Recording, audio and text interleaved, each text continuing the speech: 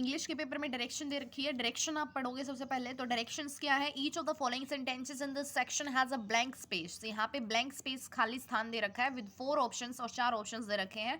Select which ever preposition, या तो वो ऑप्शन में प्रपोजिशन है या डिटरमिनर है या फिर फ्रेजल वर्ब है, जो भी आपको मतलब सही लगे, अप्रोप्रिएट लगे, कंसिडर दैट। ठीक है, consider the most appropriate for the blank space and indicate your response on the answer sheet accordingly.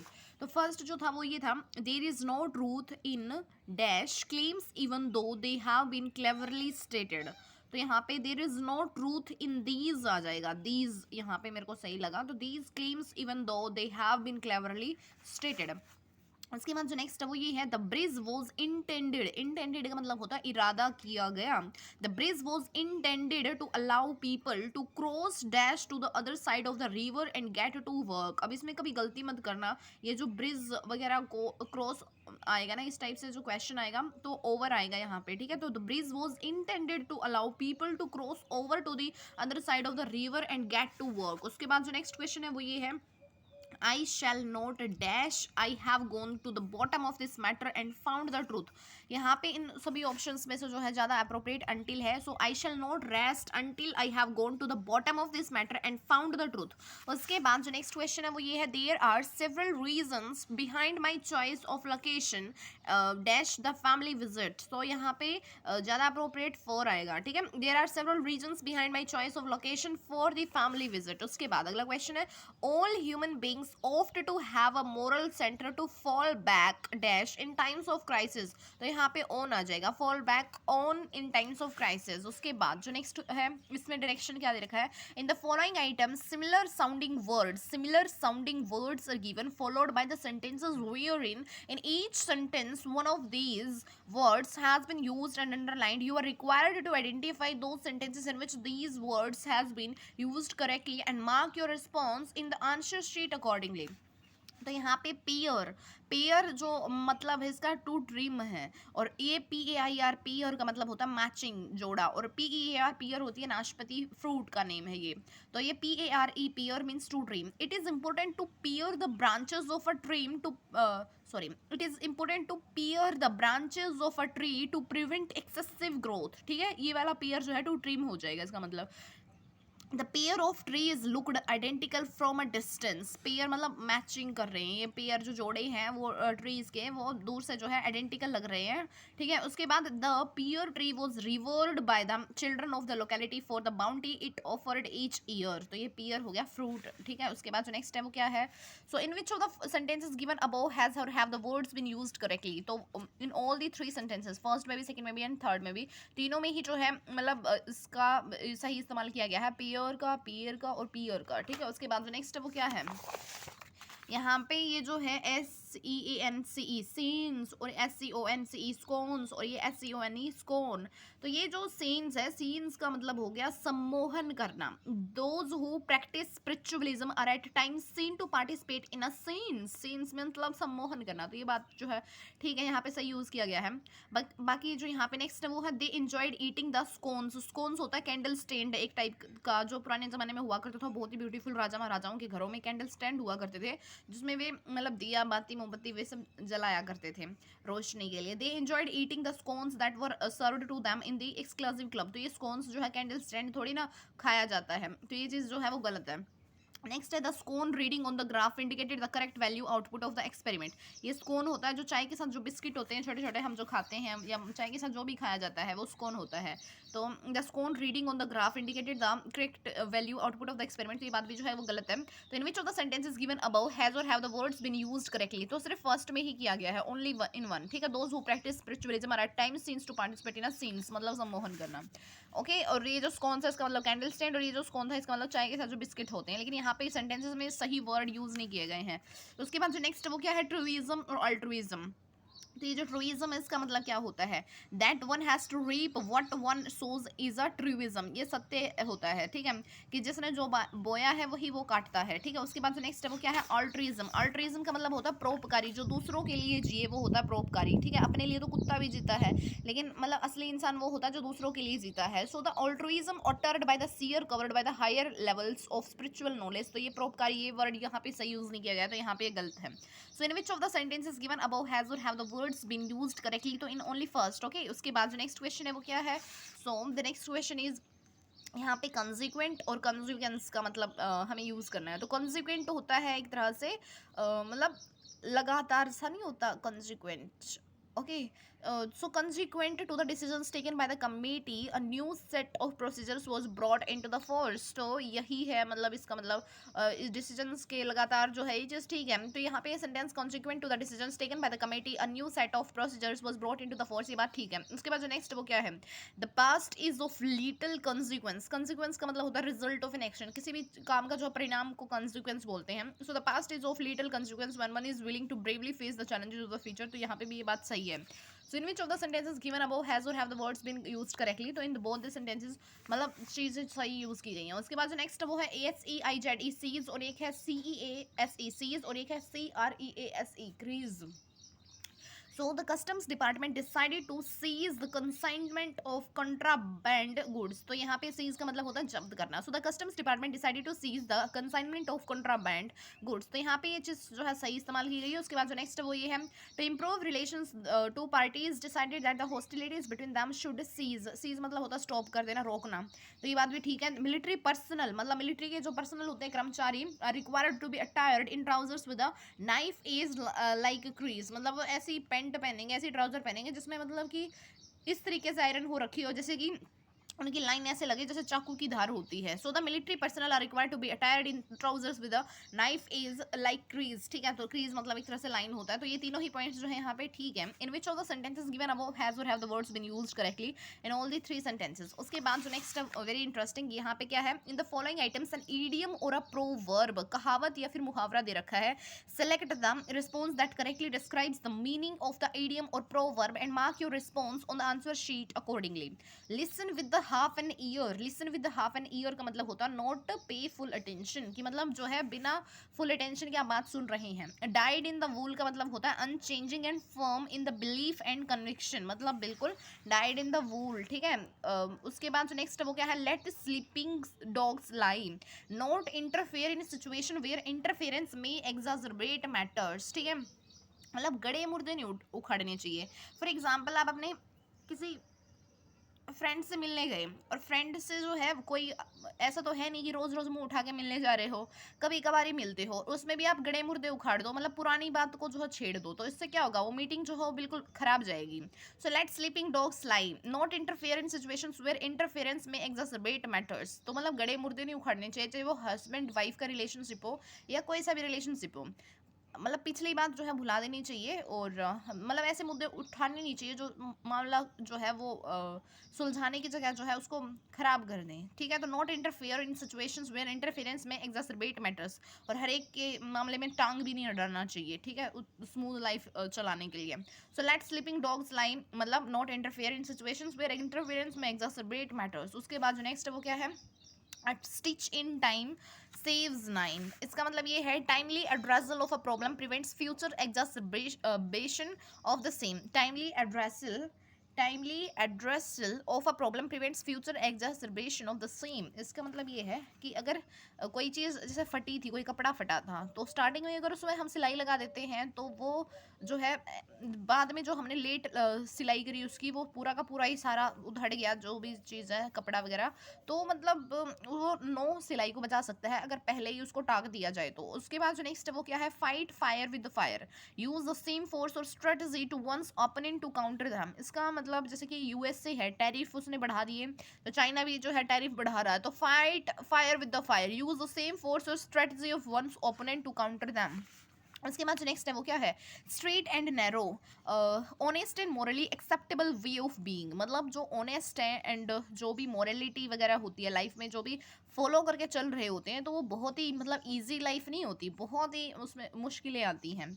और स्ट्रेट एंड नैरो का मतलब होता है प्रेम की गली अति संकरी, प्रेम की जो गली होती है वो बहुत ही भीड़ी, बहुत ही पतली होती है, उसमें से जैसे कि दो व्यक्ति जो भी प्रेम कर रहे होते हैं, मतलब उनको बिल्कुल एक होना पड़ता है। स्ट्रेट एंड नैरो, प्रेम की गली अति संकरी, इसका मतलब ये है honest and morally acceptable way of being, ठीक है। उसके बाद जो नेक्स्ट है वो क्या है, someone's ear are burning, the feeling when someone thinks others are talking about them, for example किसी ने बहुत अच्छा काम किया तो सब उसी के बारे में जिक्र कर रहे हैं, ठीक, सभी उसके बारे में बात कर रहे हैं, और ये हमें मतलब कि सब उसकी तारीफ क्यों कर रहे हैं, ये सुन के मतलब हमें जो है जेलेसी फील हो रही है, जलन हो रही है। तो someone ears are burning का मतलब the feeling when someone thinks others are talking about them, okay. उसके बाद जो नेक्स्ट है वो क्या है, turn one's stomach, being nauseated by something or someone, मतलब motion sickness. Turn one stomach का मतलब क्या हो गया, being nauseated by something or someone, motion sickness।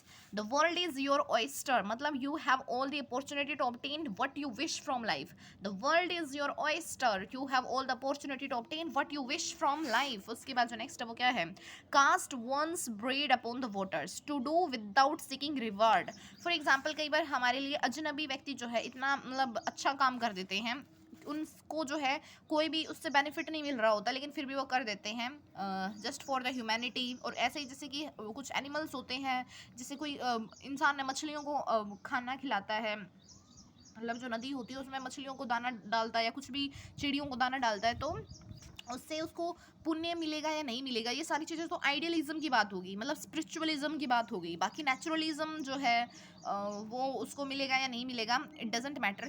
Cast one's bread upon the waters to do good without seeking reward, इसका मतलब होता है to do good without seeking reward, ठीक है, बिना किसी रिवार्ड की अपेक्षा करे जब हम कोई भलाई करते हैं, so that is what cast one's bread upon the waters. उसके बाद जो नेक्स्ट है वो क्या है, यहाँ पे जो नेक्स्ट दे रखा है, in the following items a pair of statement S1 and S2 is given, S1 and S2 is given, select the most appropriate and relevant correlationships of the second statement to the first among the options. जो second statement का relation है first के साथ वो बताना है आपको A B C and D के माध्यम से, and mark your response on the answer sheet accordingly. So first statement दे रखा है S1, the snowy albatross is among the largest birds that fly in the world. Statement 2 दे रखा है, it has the widest wing span among all birds with length reaching up to 12 feet. तो reinforce is the first, मतलब reinforce कर रहा है first को। उसके बाद नेक्स्ट वो क्या है, statement 1, a scientific theory is first proposed as a hypothesis. फिर स्टेटमेंट 2 दे रखा है, after it is subjected to inquiry and is proven it becomes a thesis. So इसमें द सेकंड स्टेटमेंट क्या कर रहा है, एक्सटेंड्स द फर्स्ट, जो सेकंड स्टेटमेंट है वो एक्सटेंड कर रहा है फर्स्ट को। उसके बाद जो नेक्स्ट वो क्या है, स्टेटमेंट 1 है, the man Hunt for the perpetrator of the crime spread across the entire state। और जो statement 2 है, there was deep public anger triggered by the enormity of the crime।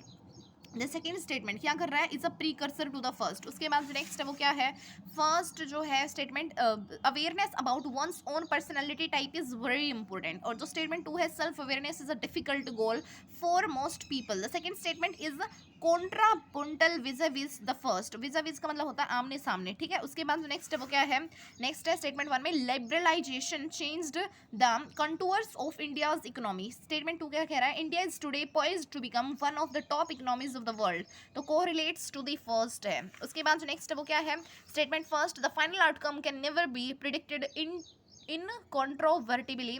Statement 2 दे रखा, all outcomes are based on variables that can not always be fully understood. So the second statement क्या कर रहा है, fully रिइंफोर्सेस the first. उसके बाद जो next है वो क्या है, स्टेटमेंट 1 क्या कहती है, mastery over any art form requires years of dedication and perseverance. और स्टेटमेंट 2 क्या कहती है, it takes 10,000 hours of practice to become an expert in a field.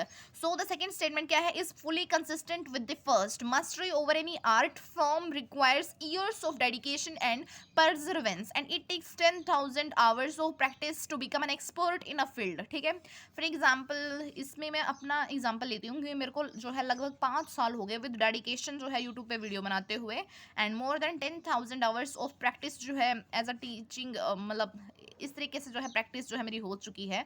So I hope कि मैं जो है इस फील्ड की एक्सपर्ट हो चुकी होंगी। बट आई डोंट नो हुई हूँ या नहीं हुई हूँ. So mastery over any art form requires years of dedication and perseverance and it takes 10,000 hours of practice to become an expert in a field. अगर ये बात सत्य है तो ऐसा होना चाहिए. I must be an expert in this field. So the second statement is fully consistent with the first. उसके बाद जो नेक्स्ट है वो क्या है, यहाँ पे जो स्टेटमेंट फर्स्ट है वो ये है, the beauty of India's democracy rests in the greatness of its constitution. And statement two क्या कहती है, the constitution of India upholds the collective values of the country's civilisation ethos. So provides reason for the assertion regarding the constitution in the first. ठीक है, उसके बाद जो next है वो क्या है, नेक्स्ट जो स्टेटमेंट है वो ये है, statement one, roseate is an adjective for the rose flower. Statement two है, the rose is a powerful poetic symbol in many languages. So it second statement क्या कर रही है, contrasts the first है. उसके बाद जो next है वो क्या है, statement first क्या कहती है, the early bird gets the worm. उसके बाद statement 2 क्या है, to go about one's tasks expeditiously is to achieve one's goal. So the second statement क्या कर रही है यहाँ पे, provide some metaphorical reassertion of the first. Okay, उसके बाद जो next है वो क्या है, यहाँ पे ordering of words in a sentence है. Each of the following items in this section consists of a sentences parts which have been jumbled and these parts have been labeled as PQRS. यहाँ पे PQRS दे रखा है and given below each sentences are 4 sequences. यहाँ पे 4 sequence दे रखी है, namely A, B and C, D, and you are required to rearrange the jumbled parts of the sentence and mark your response in the answer sheet accordingly. So यहाँ पे जो first है, according to me इसमें होगा the Telangana peasant revolt against the Nizam of Hyderabad in the 1940s is often considered to be paradigmatic and the only instance worthy of attention in a comparative sociological study of peasant movements in India. उसके बाद जो next है वो क्या है, यहाँ पे next जो है वो ये है, one of the major attributes of and with the social movements nonetheless is their coexistence with the national states and their political institutions, process and parties. उसके बाद जो नेक्स्ट है वो क्या है, इसमें आंसर की जो है वो मैच करनी पड़ेगी, इसकी क्या कंसिडर किया गया है. उसमें जो नेक्स्ट है वो ये है, extraction of minerals in India is possible only after the government grants permission as most of the minerals are nationalized. उसके बाद जो नेक्स्ट है वो क्या है, नेक्स्ट जो है वो ये है, sociological theories distinguish social movements along two axes whether they seek radical or limited change and whether they focus on the entire society or on specific individuals. उसके बाद जो नेक्स्ट है वो क्या है, नेक्स्ट जो है वो ये है, although most social movements are more defensive than the offensive and tend to be temporary, they are important agents of social transformation. उसके बाद जो नेक्स्ट है वो क्या है, जो नेक्स्ट है वो ये है कि one of the largest industries in India, the automobile industry has witnessed impressive growth during the last 2 decades. उसके बाद जो नेक्स्ट है वो क्या है, जो नेक्स्ट है वो ये है, यहाँ पे नेक्स्ट जो है वो ये है, in Western India the Sarvajanik Sabha was formed in 1870 to give voice to the demands and needs of the people and all classes of people were its members. उसके बाद जो नेक्स्ट है वो क्या है, जो नेक्स्ट है वो ये है कि the achievements we celebrate today are but a step towards the opportunities to the greater triumphs and achievements that await us. उसके बाद जो नेक्स्ट है वो क्या है, नेक्स्ट है, during British rule peasants often took part in revolts against taxes and food scarcity, but they lacked the means, programs and the vision to carry out a full scale revolution. उसके बाद जो next है वो क्या है, जो next है वो ये है, the colonial government now seeing that the mounting tension was heading towards a crisis wisely decide to change its policy and announced reforms. Okay, उसके बाद जो नेक्स्ट है वो क्या है, जो नेक्स्ट है वो भी है, ordering of sentences. In this section each item consists of 6 sentences extracted from a passage and the first and 6 sentences are given in the beginning as S1 and S6. ठीक है, the sequence of the middle 4 sentences and each has been jumbled up and labeled as P, Q, R and S and you are required to find the proper sequence of the 4 sentences and mark your response accordingly on the answer sheet.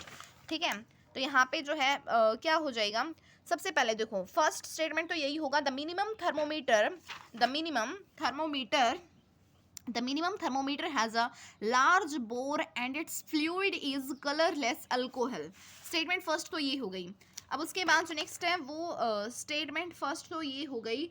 उसके बाद जो next consider किया जाएगा वो ये है, it is mounted horizontally and as the alcohol contracts with the decreasing temperature the meniscus of the alcohol pulls the index down.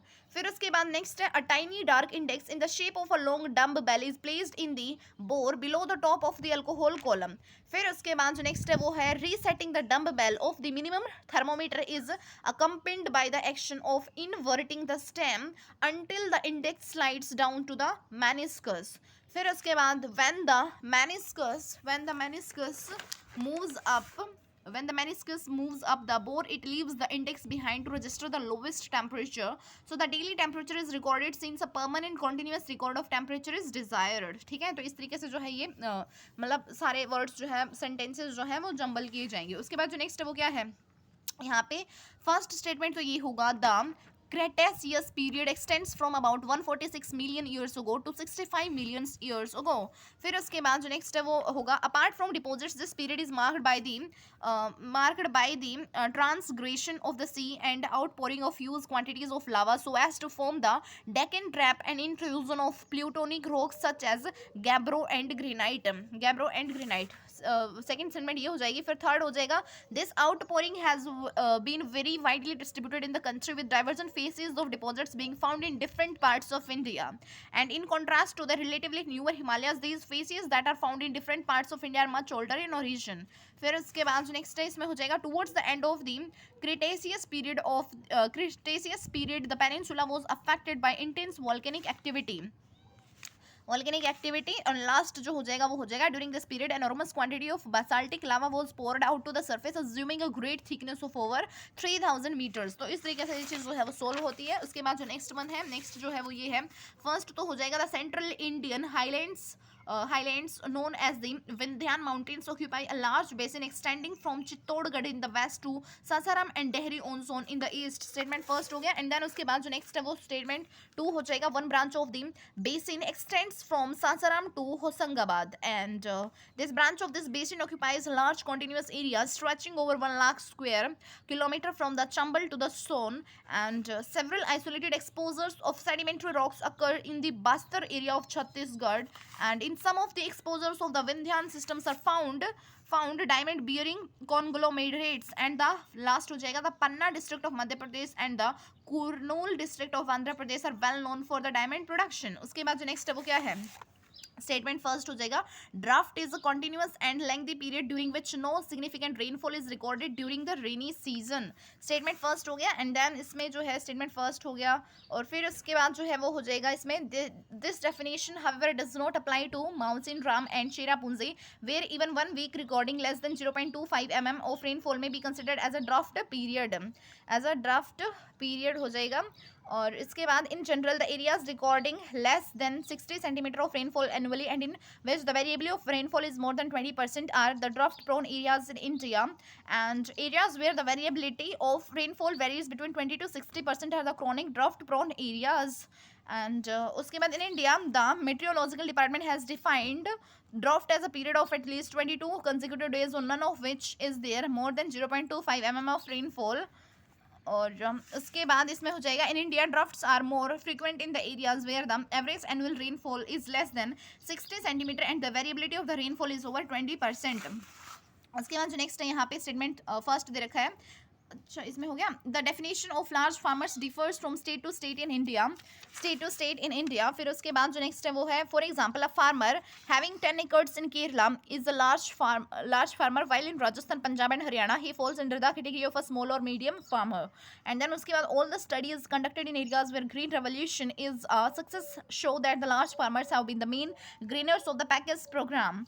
And उसके बाद जो नेक्स्ट है वो है, in the initial phase of the green revolution the large farmers were able to adopt the high yielding varieties easily. And उसके बाद the new varieties increased their savings both to buy machinery that can displace labor and to purchase more land. And then उसमें last हो जाएगा, this trend increased the income base of those who were already relatively well off and better placed in society. So this is done. उसके बाद next है वो क्या है, next जो है वो ये है, the great depression was a period of unemployment, low profits, low prices of goods, high poverty and stand still trade markets that affected the entire world. And उसके बाद जो नेक्स्ट है वो है, it begin around 1929 and lasted till the mid 1930s, and the worst hit sectors were heavy industry, agriculture, mining and logging. And though the stock market's crash of 1929 did not cause the depression, it certainly increased the difficulty of recovery. And उसके बाद इसमें the depression ended in 1935 and led to the major political initiatives. ठीक है, तो ये हो गया। And last में जो हो जाएगा इसमें, most notably among these was the new deal which involve large scale federal relief programmes, aid to agriculture, support for the labour unions etcetera. उसके बाद जो नेक्स्ट वो है statement first, resources are essential for sustenance as well as for development. And इसमें overexploitation and unplanned consumption of resources for development, however, are leading to their depletion।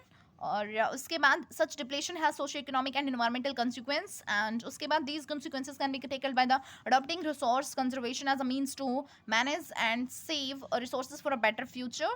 and उसके बाद conservation of resources means efficiently using resources that are needed now without harming future prospects। and जो last हो जाएगा, conservation does not prohibit the use of resources but emphasizes judicious and planned use of natural resources। उसके बाद जो next statement क्या हो जाएगा यहाँ पे, फर्स्ट तो है land is very important resource, फिर all over the world land supports natural vegetation, wild life, human life, economic activities and communication and transport system.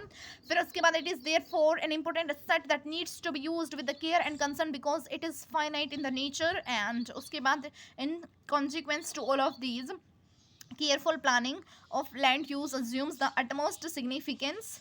Okay, उसके बाद जो नेक्स्ट है वो क्या है, India has a vast land mass but it is important to ensure careful planning in the utilisation of the land resource. उसके बाद जो नेक्स्ट है वो क्या है, नेक्स्ट जो है वो ये है, the national forest policy 1952 has outline that the desired forest area of a country must be at least 33% of the geographical area. First statement हो गया। फिर उसके बाद जो नेक्स्ट है वो हो जाएगा, this was felt to be necessary for maintaining the ecological balance. फिर उसके बाद हो जाएगा, however the present forest cover is only 23%, much lower than the desired percent. फिर उसके बाद जो नेक्स्ट हो जाएगा, this creates difficulties for millions of people who lived in the fringe areas of forests and depend upon the forests for their livelihood. फिर उसके बाद हो जाएगा, some land is termed as a waste land, this includes rocky, arid and desert areas. फिर last statement हो जाएगा, some land is termed as land put to other non-agricultural users, this includes settlements, roads, railways, industries, etc. उसके बाद जो next है वो ये है statement first, trade and transport have been very significant in the progress of human life. First statement हो गया। फिर उसके बाद जो नेक्स्ट स्टेटमेंट हो जाएगा वो हो जाएगा, for a long time trade and transport moved within the restricted boundaries of the space time and फिर however with the development in the field of the science and technology, trade and transport have spread all over the world. फिर the world has as a consequence become one big village and distances have become immaterial, or to be more precise, distances seem to have shrunk। और उसके बाद जो है, this has been made possible by the development of a fast and efficient transport and communication system, and thus trade, transport and communication complement each other। So this is done।